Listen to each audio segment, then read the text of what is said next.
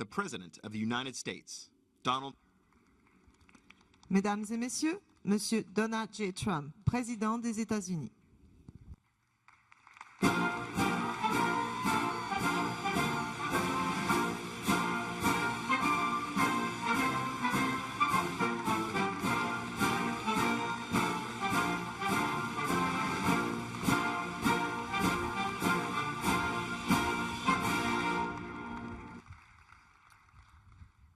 President Macron, Mrs. Macron, and the people of France, to the First Lady of the United States and members of the United States Congress, to distinguished guests, veterans, and my fellow Americans, we are gathered here on freedom's altar, on these shores, on these bluffs, on this day 75 years ago. 10,000 men shed their blood and thousands sacrificed their lives for their brothers, for their countries, and for the survival of liberty. Today we remember those who fell, and we honor all who fought right here in Normandy. They won back this ground for civilization to more than 170 veterans of the Second World War who join us today. You are among the very greatest Americans who will ever live. You are the pride of our nation. You are the glory of our republic. And we thank you from the bottom of our hearts.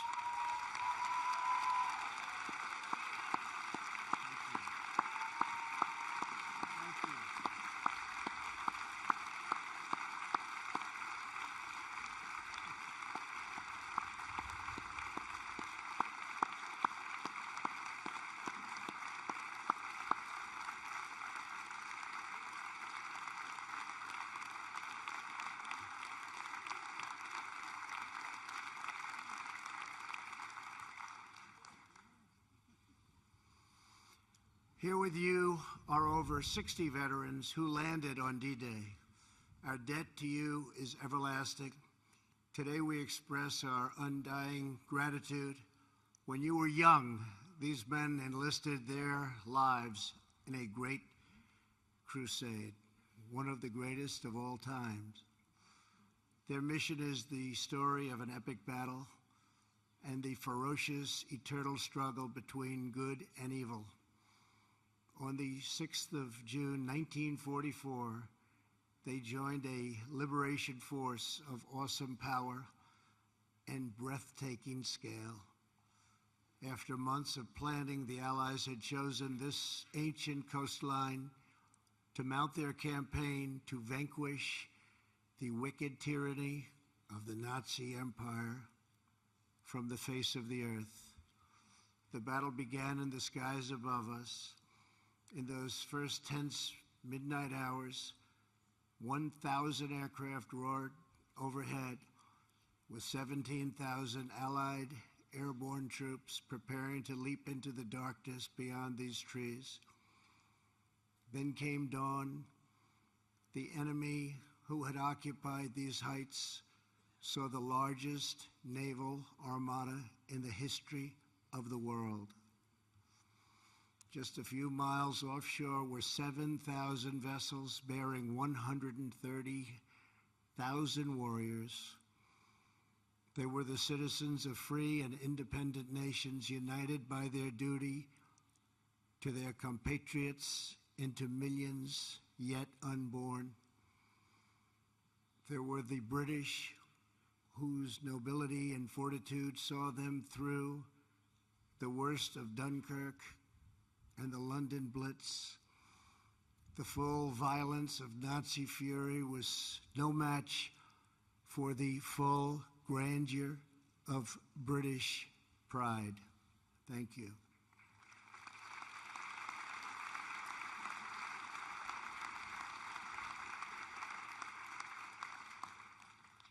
There were the Canadians, whose robust sense of honor and loyalty compelled them to take up arms alongside Britain from the very, very beginning. There were the fighting Poles, the tough Norwegians, and the intrepid Aussies. There were the gallant French commandos, soon to be met by thousands of their brave countrymen ready to write a new chapter in the long history of French valor.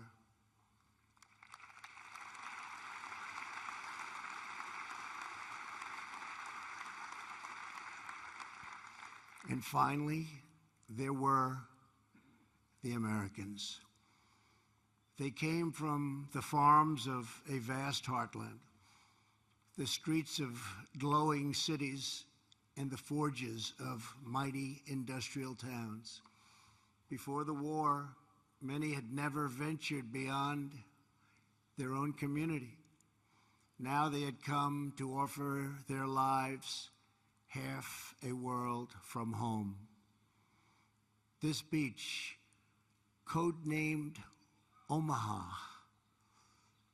was defended by the Nazis with monstrous firepower, thousands and thousands of mines and spikes driven into the sand so deeply. It was here that tens of thousands of the Americans came. The GIs who boarded the landing craft that morning knew that they carried on their shoulders not just the pack of a soldier, but the fate of the world. Colonel George Taylor, whose 16th Infantry Regiment would join in the first wave, was asked what would happen if the Germans stopped. Right then and there, cold on the beach, just stopped them. What would happen? This great American replied, "Why, the 18th Infantry is coming in right behind us. The 26th Infantry will come on too.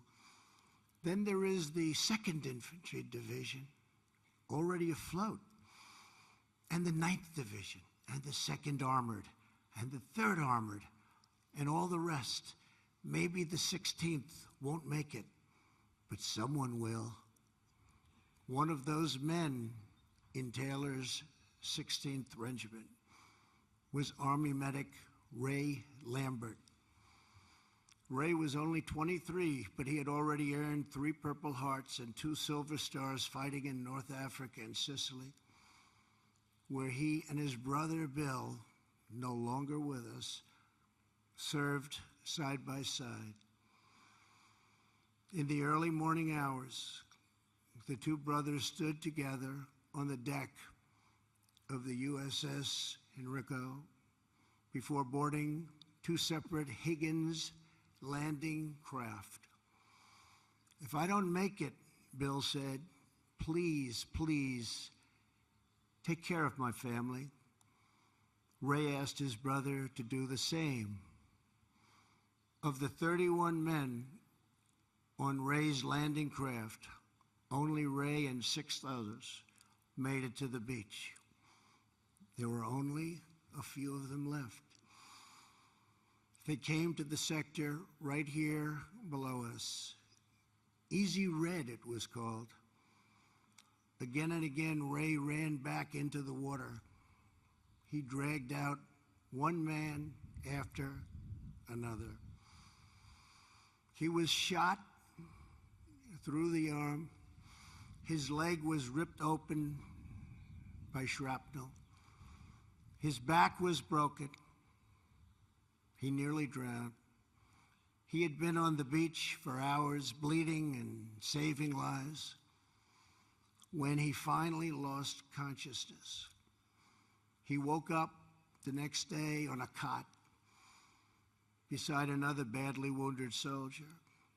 He looked over and saw his brother Bill. They made it, they made it, they made it.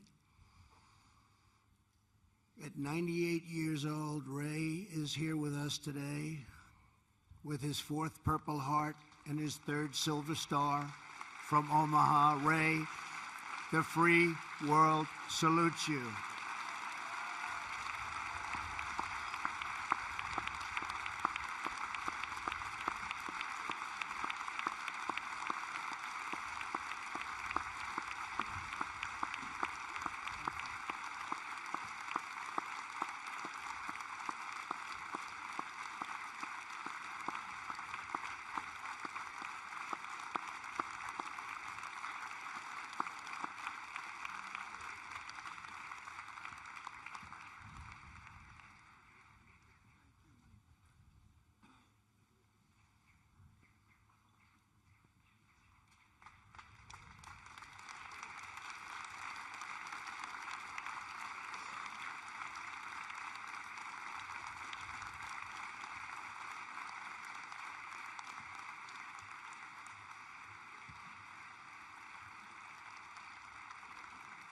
Thank you, Ray.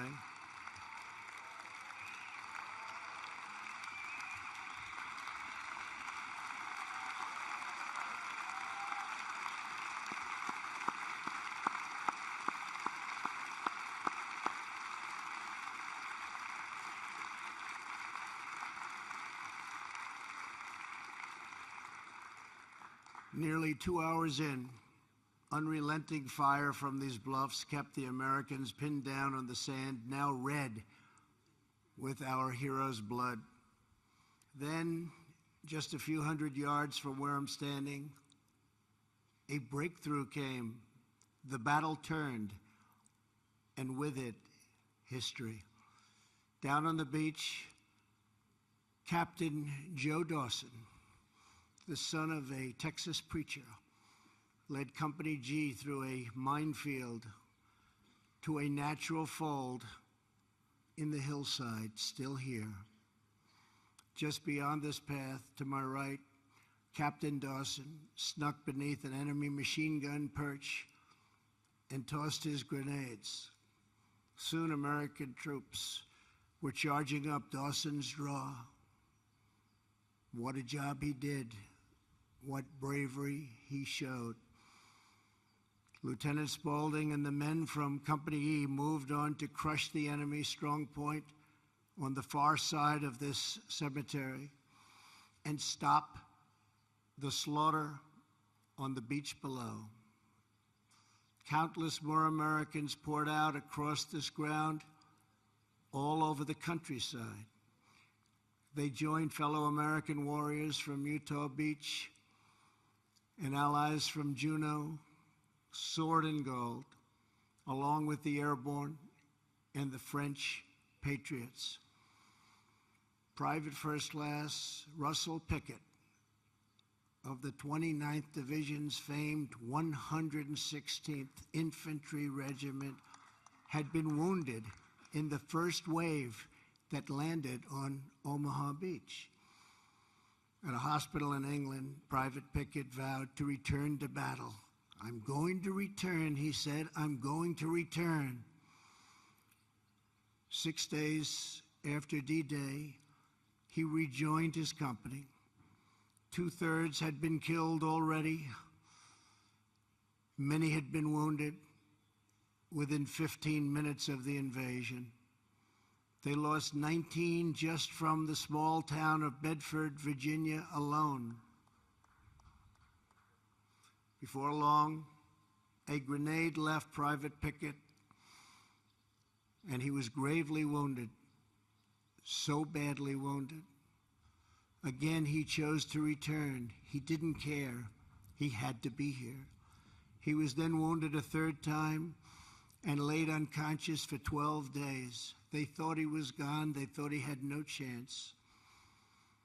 Russell Pickett is the last known survivor of the legendary Company A. And today, believe it or not, he has returned once more to these shores to be with his comrades. Private Pickett, you honor us all with your presence.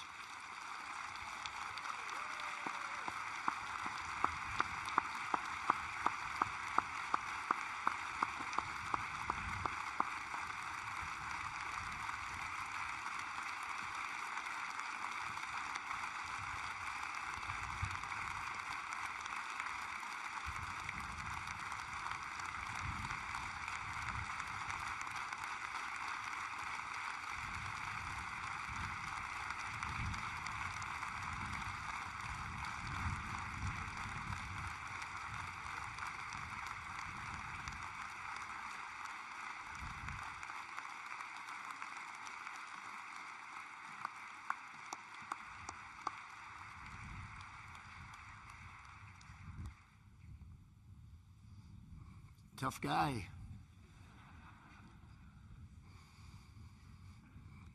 By the 4th week of August, Paris was liberated.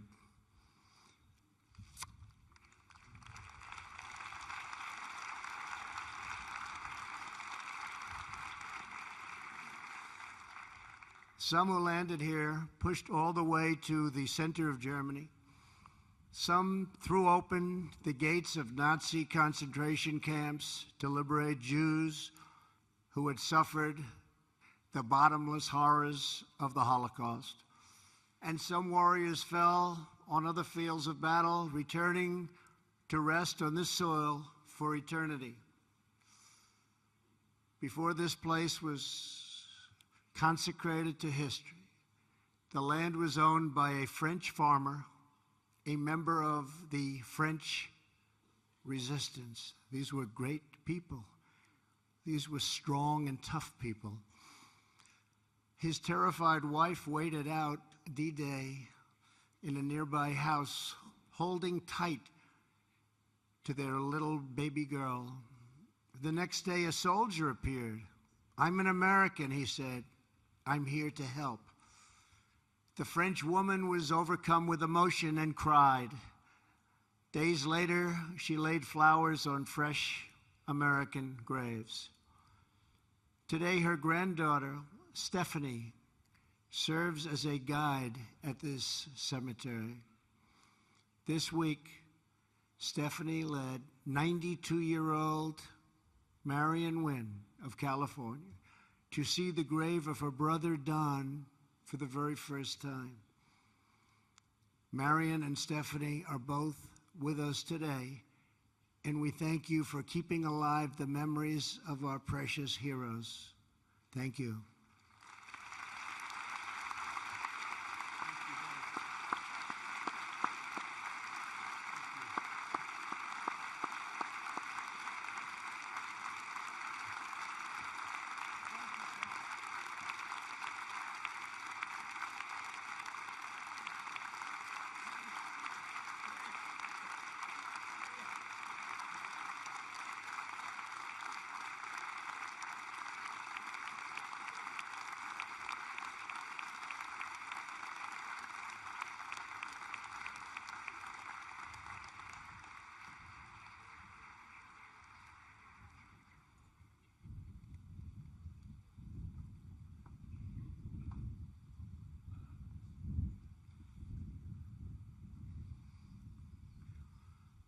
$9,388 young Americans rest beneath the white crosses and stars of David, arrayed on these beautiful grounds.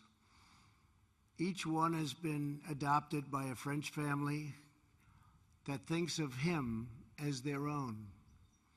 They come from all over France to look after our boys. They kneel, they cry, they pray, they place flowers, and they never forget. Today, America embraces the French people and thanks you for honoring our beloved dead. Thank you. Thank you.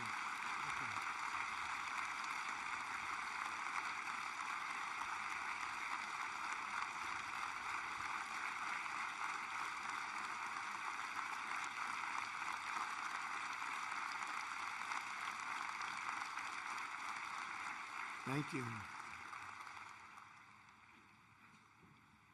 To all of our friends and partners, our cherished alliance was forged in the heat of battle, tested in the trials of war, and proven in the blessings of peace.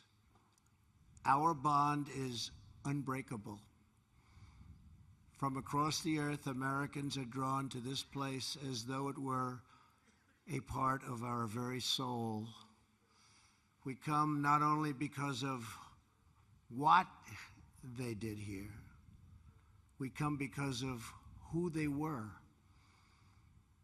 They were young men with their entire lives before them. They were husbands who said goodbye to their young brides and took their duty as their fate. They were fathers who would never meet their infant sons and daughters because they had a job to do. And with God as their witness, they were going to get it done.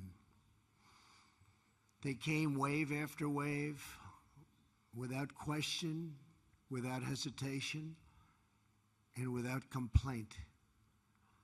More powerful than the strength of American arms was the strength of American hearts. These men ran through the fires of hell, moved by a force no weapon could destroy. The fierce patriotism of a free, proud, and sovereign people.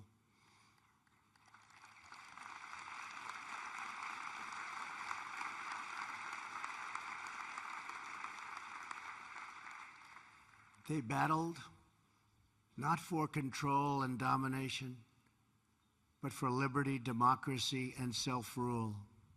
They pressed on for love and home and country, the main streets, the schoolyards, the churches, and neighbors, the families and communities that gave us men such as these. They were sustained by the confidence that America can do anything because we are a noble nation with a virtuous people praying to a righteous God. The exceptional might came from a truly exceptional spirit. The abundance of courage came from an abundance of faith. The great deeds of an army came from the great depths of their love. As they confronted their fate, the Americans and the Allies placed themselves into the palm of God's hand. The men behind me will tell you that they are just the lucky ones. As one of them recently put it, all the heroes are buried here. But we know what these men did. We knew how brave they were. They came here and saved freedom. And then they went home and showed us all what freedom is all about. The American sons and daughters who saw us to victory were no less extraordinary in peace. They built families. They built industries. They built a national culture that inspired the entire world. In the decades that followed, America defeated communism, secured civil rights, revolutionized science, launched a man to the moon, and then kept on pushing to new frontiers. And today, America is stronger than ever before.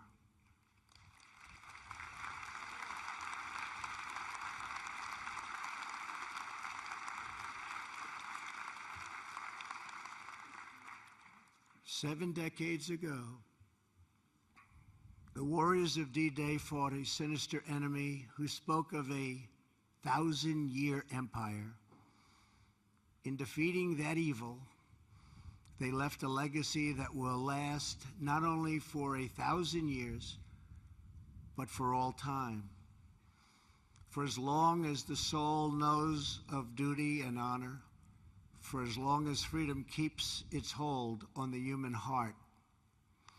To the men who sit behind me and to the boys who rest in the field before me, your example will never, ever grow old.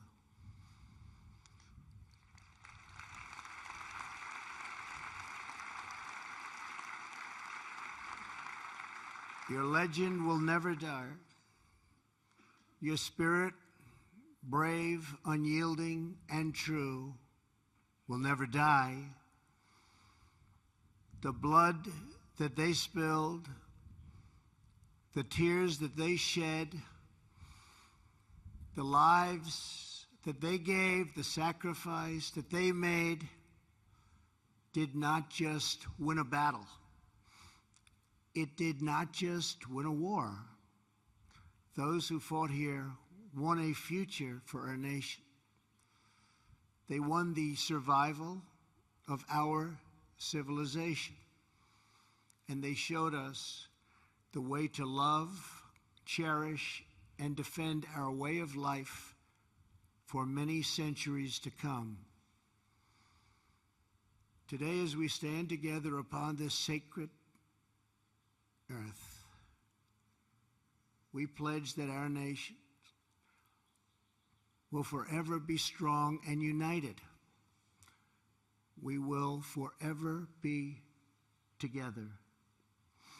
Our people will forever be bold. Our hearts will forever be loyal. And our children and their children will forever and always be free. May God bless our great veterans. May God bless our allies. May God bless the heroes of D-Day. And may God bless America. Thank you. Thank you very much.